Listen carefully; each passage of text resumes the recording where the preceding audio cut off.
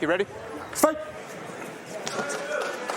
Renato Canuto rolls into the ball in the blue, immediately shoots and gets the takedown of Andrew Tackett in the black and red. Yeah, that was beautiful. Just a blast double. Just blows Tackett right off his feet, but Tackett bounces back up. Now he's on the front headlock. He's getting a pick single of his own, and look at the arm throw from Canuto. It is fireworks right away, guys, and you can see Canuto already in on this Kimura. I don't even know how to call that. That was just everything. I've had enough caffeine tonight to keep up with the pace. That was everything. Both of these guys anticipated that start. They knew there'd be fireworks, and for Canuto in the blue, he said, the key for me here tonight is I can't back down. Andrew Tackett, he's like a bulldog. He can smell fear. He said, I have to be able to be up to the test against him. Well, that was right away. He jumped on that double leg right away, and Tackett, like a cat, just was able to regain his balance and get back on top, find themselves in a crazy scramble. Now they're here. Yeah, and Canuto's still staying committed to that Kimura, but you can see Tackett with his left arm. He's reaching behind Canuto, trapping the bicep. Looking at, he's going to use that to sit to a back control. Brilliant. Canuto doing a good job scraping his shoulder blades away. He's going to end up on top here unless Tackett can get up to full mount, and Canuto using that right butterfly hook to prevent that from happening. Canuto looking for a waiter sweep right here. It looks like I don't really have a good vantage point.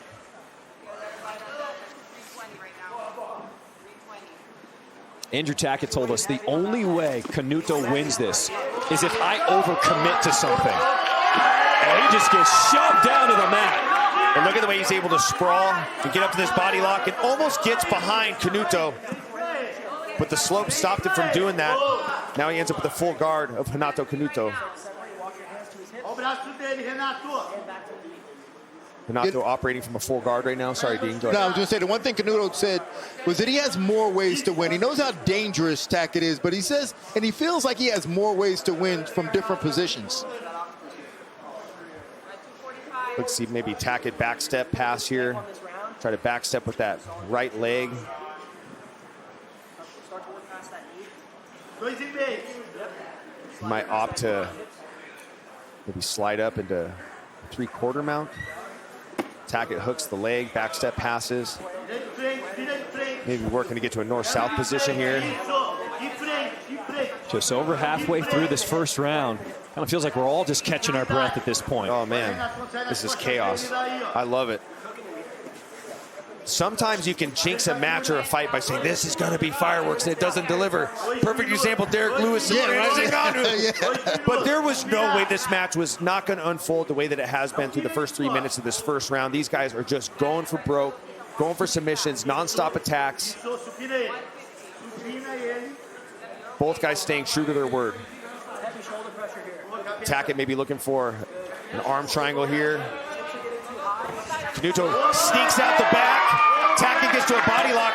Canuto hanging onto that Whistler, spins and gets on top. Tackett's got a hold of the arm as Canuto spins out of it. Tackett looking for that triangle, trying to keep that high guard. Switches to an omoplata. The thing about Tackett is he's got an answer for everything. No matter where it seems to end up, he's always still working on something. Canuto looking for that stack pass. Maybe looking to backstep and get to a crucifix. Maybe get to an inverted triangle here. Tackett sniffs it out, postures his way out. One thing we saw from Renato in his match with Oliver Taza was his ability to not be so high-flying and dynamic, to play a more positional game, to work more passes, to just control positions a little bit better. Maybe he's going to try to implement that if Tackett can give him the time to do that, but I don't see Tackett being the type of competitor to slow down at any point in this match, which will make it hard for Canuto to implement that kind of game plan. Well, he's not going to slow down until he gets to positions like this. He doesn't slow down until he makes sure he secures a position. North-south, where he's got coverage over Renato Canuto's hips. But he's looking for that dart stroke right now. He might have it. Renato's keeping his back flat to the mat, but now Tackett staying committed to it. Renato's in deep trouble right now. 15 seconds left. He might have it. Can he tap? Now there's the tap! And still, the welterweight champion of the world, Andrew Tackett, in his first title defense, is victorious with a finish here in round 1. That was incredible, man. He stayed committed to the Darce choke, and you can see Renato tried to go flat to his back, tried to go flat to his stomach, tried to create any little window where he could maintain his breath. And while one could say, well, there was almost only 10 seconds left. Well, guess what? When you're stuck in a Darce choke, which I maybe be a little too familiar with, that window closes really fast. And you don't even realize how much time is left. It's such a claustrophobic feeling that you just want to get out of it. And like I said, Andrew Tackett has an answer for everything. No matter what the defense was that Canuto tried to use, he stuck with it. He stayed with him, and that was a wrap. This replay is brought to you by Hayabusa, honoring jiu-jitsu, your dedication, and your journey. Walk us through this finish, Dean. Yeah, he's got good coverage over the hips in this north-south position. As Canuto tries to get out, he locks up this Darce choke.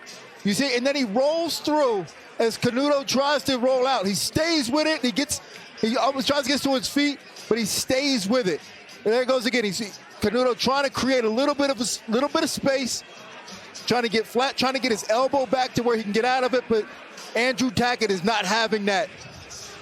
Puts him on his back here, creates the angle, gets over to mount, and with that mount, that's what it was. 10 seconds left. Canuto just could not find an escape out. Andrew Tackett, I don't know who's going to beat this man. I can't think of a person right now who can beat this man. He told us, no one is going to take this UFC BJJ belt from me. And tonight, he backed it up with the win. Let's make this one official. Go inside the bowl with Justin Bernard. Ladies and gentlemen, referee Jason Herzog calls a stop to the match in round number 1, declaring the winner by submission via Darce choke, and still UFC BJJ welterweight champion of the world, Andrew Tackett. Good question. David Garmo from Detroit in the blue. Mason Fowler from Fresno, California in the black and the red. And when we spoke to Mason Fowler, he said, everyone is dangerous that first minute of every round. So I'm going to try and just slowly grind him down to start this one. You know, and I'm already seeing right away from Garmo. Usually you see him sit guard a lot earlier in his matches. Tonight he is not. And I can tell you why. That's because Garmo believes that he can get on Mason's neck and catch a guillotine, and he believes that he is susceptible to leg locks. He says he wants to pressure Fowler against the wall, against the slope of the bowl, because he has one in his gym. He's been training this. He's been preparing for this moment. So if he can back Fowler up to the slope of the wall, he looks to attack the neck, maybe get on a guillotine. But Fowler on the neck, looking for a guillotine of his own right now. It's tough sometimes to get these front headlock series on a guy who's built like Garmo, but that was a great ankle pick off of that. Fowler not allowing Garmo to recover, pounces on top. As he tries to get that advantage back. And Mason's a guy that won the FPI 3 Absolute tournament, which means there's no weight limit, going against some absolute gorillas, and he dominated that tournament. And that just shows how strong he is for 205 pounds. But he's also very versatile. He has a game where he can be very nimble and flexible from his back. There's literally, oh, he might be attacking a rear naked choke here. But what I was saying was there is no position in a match where he can't find success. He can be on top, he can be on his back, he can wrestle, he can pull guard. Mason Fowler might be one of the most well-rounded, versatile grapplers on the circuit right now. Well, we spoke about that, right, Mike, earlier. Like when you are a big guy and your coach is a small guy, you have small guy jiu-jitsu, and he's really subscribed to that theory of training and competing like a smaller gentleman. Look at that, he's locking in this rear naked choke right now. He might have it, guys. Yeah, he's going palm to palm. He's going to stretch him out. Locked in tight for Mason Fowler. And he's really putting some effort into that. He's getting the hand behind the head. He's got the hand blocked. Garmo's hanging on right now. He's got his jaw in line. He might be getting his jaw crushed on this choke. That'll do it! Mason Fowler, the first ever light heavyweight champion here in UFC BJJ. Yeah, Mason Fowler's going to be very difficult to beat here inside this bowl. This replay is brought to you by Hayabusa, honoring jiu-jitsu, your dedication, and your journey. Talk us through this finish, Michael. That was just a beautiful ankle pick from Mason Fowler off the front headlock. As Garmo rolled through, Mason immediately rushed him, got into side control. And once he got to the back, you can see it, he throws His far hook in, gets that right arm around the neck, and he really took his time. He's very patient. Look at the way he's able to block the left arm of Garmo, and he locks this choke in, gets the arm behind the head, and you can tell definitely had the choke, but Garmo's jaw was in the line of fire. So not only was he choking Garmo, he's obviously crushing the jaw as well. Just a very, very powerful submission from the powerhouse Mason Fowler. Let's go to Justin Bernard. Ladies and gentlemen, referee Vitor Shaolin calls a stop to the match in round number 1, declaring the winner by submission via rear naked choke and new UFC BJJ light heavyweight champion of the world, Mason the Mangler Fowler. First round, you ready? You ready? Start. There we go. Let's get it. Kyle Chambers in the blue, William Tackett in the black and the red. Oh, look at the aggression. Yeah, as we get it started. Yeah, Tackett went for a duck. It almost looked like they collided heads because as he went for the duck, Chambers went to sit guard. Boy, that was messy. That was messy. Boy, I'm excited for these next 3 matches, though, boys. Yeah, for sure. This one's gonna be a barn burner for sure. You know, it's interesting because William Tackett, who's currently on top right now, he trains with his younger brother, Andrew, who is the champ. Also trains with Cody Steele, who is in the UFC. And he's picked up some wild, high-flying moves from these guys. Yeah, look at him. He's just trying to cartwheel over the guard of Kyle Chambers. That's one way to get past the long legs. Yeah, I was just about to say, you say long legs, like just dealing with the body. Kyle Chambers is 6'2". Dealing with that type of length, like the legs come from everywhere, it's very difficult just to deal with that length. And I can see why Chambers has been working extensively on his guard retention in this match, because you saw the way Tackett was able to switch his hips and backstep into this pass right here into side control. That right arm, that right frame is what Kyle Chambers needs to try to get his right leg back into play and get into a half guard. But these 10th Planet guys, I mean, they can hit buggy chokes and all sorts of funky submissions from positions that aren't advantageous to your average athlete. He can turn a side control into an offensive position with his dexterity in his submission offense. But he had to have anticipated this. He said he worked a lot on guard retention. He probably anticipated his guard getting past at some point. And you can see that when his guard gets past, it doesn't really rattle him, but that's not going to win you the match. You have to get offense going, and Tackett right now doing a good job controlling the pace of the match, getting past the guard and the long frames of Kyle Chambers.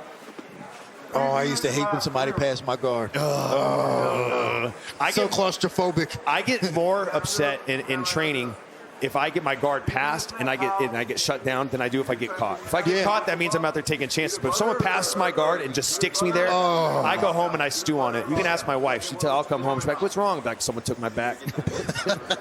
I got caught in side control. Oh, that's miserable feeling. Especially in the gi. Yeah. Oh, But this is the game of William Tackett. He said, I train with a lot of guys who use pressure. My game is more control-based, and we're seeing that here in this first round. Yeah, it's control-based. It's all about positional dominance, and I love what he's doing right now. Look at the shoulder pressure. Look how he's dropping the right shoulder on the chin of Chambers, trying to turn his chin away from him.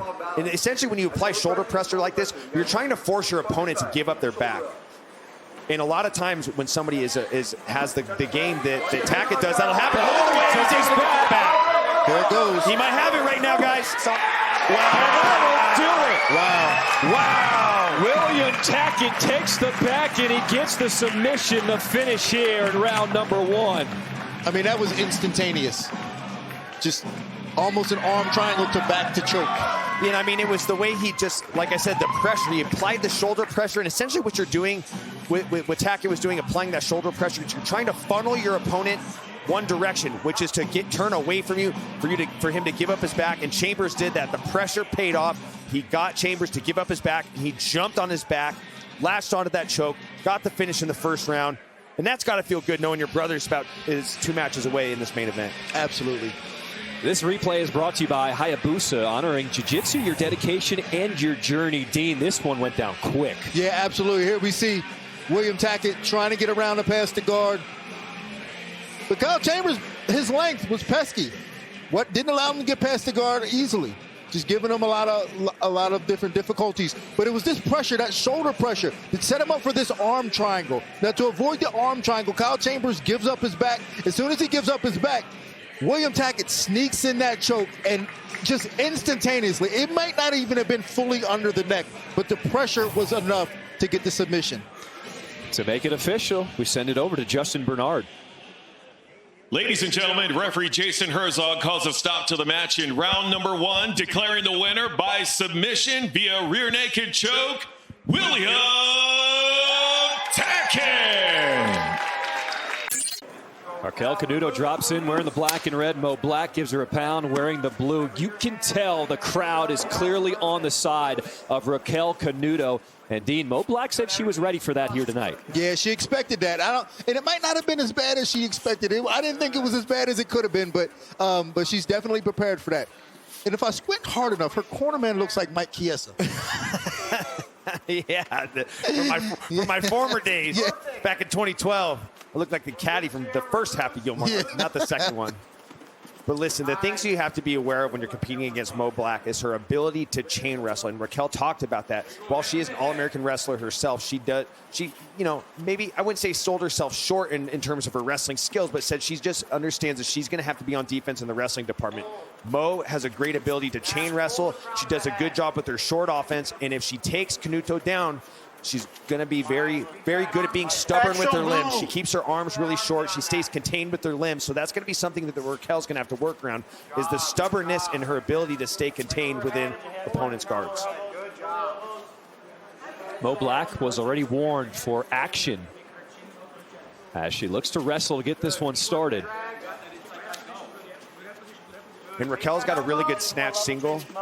What a snatch single is when you just level change and you just try to just snatch the leg, almost the same way when you snap a towel. So you just essentially trying to snap your hands, trying to snatch the leg. So look to see her hit that snatch single, maybe try to hit the arm drag to the sweep single. Raquel's a very good wrestler in her own right. And like I said, yeah, I was about to say, because just that is what's causing Mo Black some hesitation. I think she just the grip fighting is causing Mo Black some hesitation here. And you see right now Raquel jacking up an underhook with her left arm, has wrist control with her right, maybe looking to pop that underhook up, drop to a single, or maybe hit a knee pick on the far side, and she's just pressuring Mo Black up the slope of the bowl. And for Mo, she's got to clear ties right now. You can't shoot when your opponent has your wrist, but you see that she gets to a body lock, takes Canuto down. Canuto looking to invert and get to the legs, and she's got a bite on the knee bar. There's it! It's all over!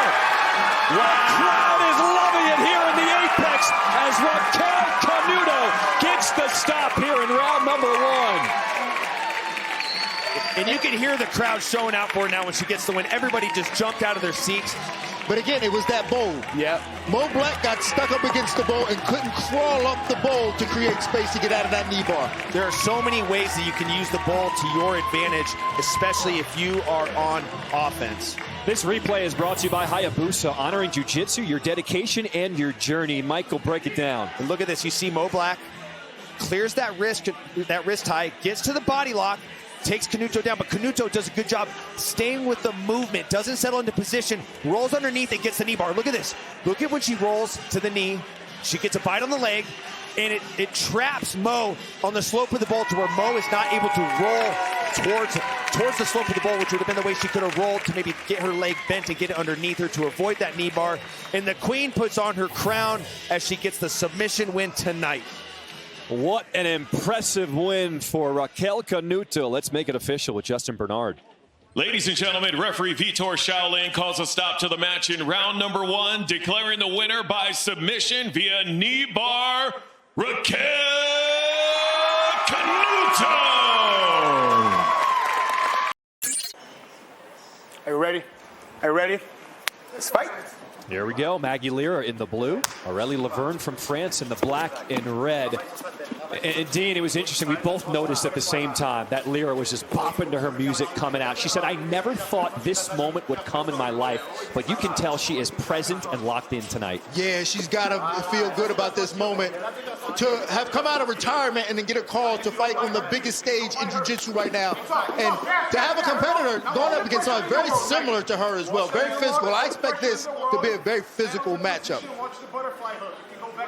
I'm dying to know this story about TJ Thompson. For people that are listening, when Maggie's talking about her uncle, she's talking about the legend, TJ Thompson. This is a guy that's a pioneer in the sport of mixed martial arts, in my opinion, a guy that promoted Super Brawl, a guy that was a part of Rumble on the Rock, a guy that was a part of Icon. Dean, let it roll. Yeah, so in 2000, 25 years ago, in 2000, I got a call to fight Jens Pulver for the very first UFC lightweight title. I also got a call to fight in Super Brawl, TJ Thompson's promotion. I turned down the UFC's title shot to fight in Super Brawl that was run by TJ Thompson, the man cornering Maggie Lira tonight. How'd that turn out for you? I won that fight, but I'm not the UFC champion. I never was UFC champion. And look at this. You see right now. Oh, look, she's got that key lock. Sorry. No, you're good. She let it go right away. Oh, my gosh.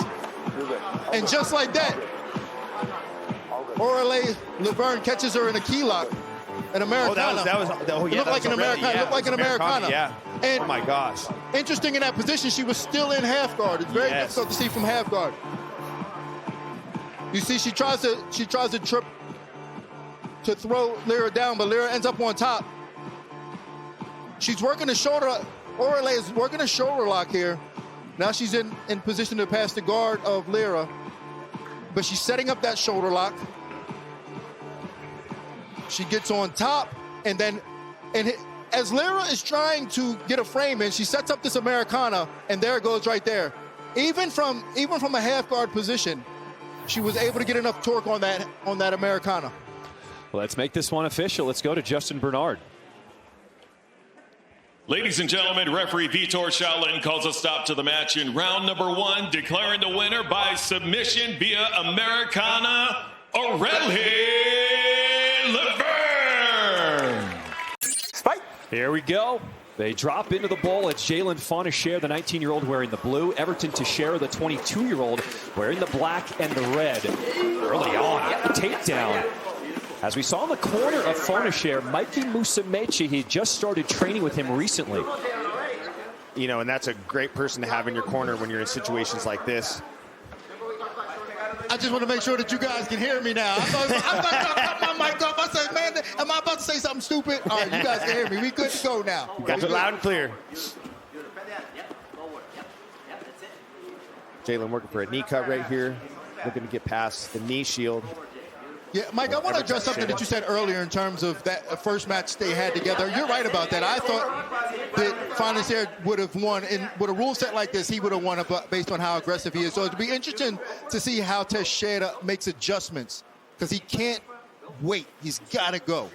Yeah, I mean, when you look at that last match, it was really Teixeira that was really trying to initiate, like I said, a lot of the outside passing, which didn't really come to avail altogether. He did score points off it. And we got a tap. A quick tap as the 19-year-old Jalen Fonacier gets the stop here in round 1. Well, just as you was talking, he was able to sneak in that inside heel hook. Please. Okay. And this is exactly what he said, is he planned to attack more, do much of the same that he did in their first match, and just look at the way he capitalized on the inside heel hook, Dean. Yeah, he tries to jump into the scissor sweep there into the leg lock. And then you see this leg entanglement. Then they play a little bit. They jockey a little bit for legs here. But as Teixeira's trying to pass, Fonacier is setting up this leg lock. He inverts over and gets a pretty good bite on it. There it goes here. He's setting this up. He gets a good bite on it. And there goes that inside heel hook there. I mean, and those things are so fast. Like, you can be talking in the middle of a sentence, and it just happens that fast. Them inside heel hooks happen extremely quickly, and that's all she wrote. Now, we got to hope that Everton Teixeira is okay, because he's being tended to by the medical person on his hand here. And he told him, I overheard, that he heard that left ankle pop. Well, and a lot of times, too, when you pop your ligaments, you know, I know this from experience. There's times when I pop ligaments in my knee, but I felt it in my ankle. It's almost like it has this wave effect down your leg. But Everton Teixeira, just a fierce competitor. But there was no time to defend that heel hook when Jalen slapped that thing on. There was no line of defense. It was all but done. Well, and that's the special thing about leg locks is that depending on the angle, right, you can attack. At times it's very difficult to see where that angle is. That'll do it. Let's make it official. Let's go to Justin. Ladies and gentlemen, referee Vitor Shaolin calls a stop to the match in round number 1, declaring the winner by submission via footlock, Jalen, the future